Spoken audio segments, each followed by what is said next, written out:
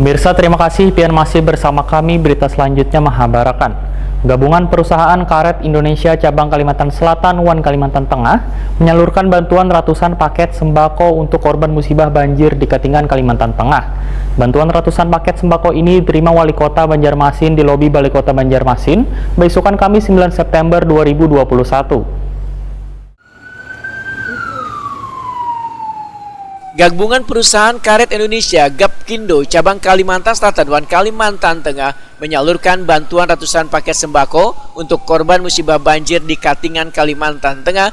Bantuan paket sembako yang diserahkan Ketua Gapkindo Cabang Kalselteng Andreas ini diterima Wali Kota Banjarmasin Ibnu Sina di lobi Balai Kota Banjarmasin dan RE Martadinata Banjarmasin Tengah besokan Kamis 9 September 2021. Wali Kota Banjarmasin Ibnu Sina Wetakuni Prima TV mengucapkan terima kasih kepada Gapkindo yang begitu peduli membantu warga yang sedang tertimpa musibah banjir di Kalimantan Tengah.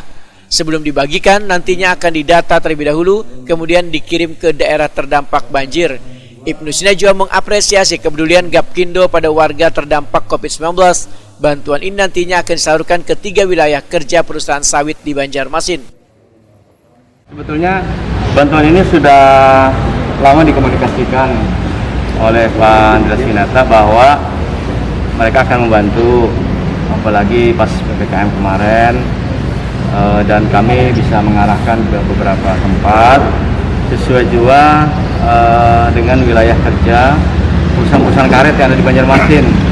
Mereka juga beliau dari San Bonafit kan di Banjar Barat, kemudian juga yang lain ada juga yang di Mantuil, Balimas itu di Mantuil, dan sekitarnya termasuk dia seberangnya yang di Basiri.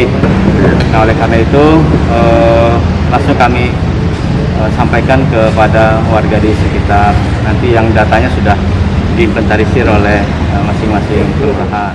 Ibnu Sina menambahkan, penyaluran bantuan ini sudah lawas diwacanakan Gapkindo wayah awal pelaksanaan PPKM di Banjarmasin, namun baru bisa disalurkan.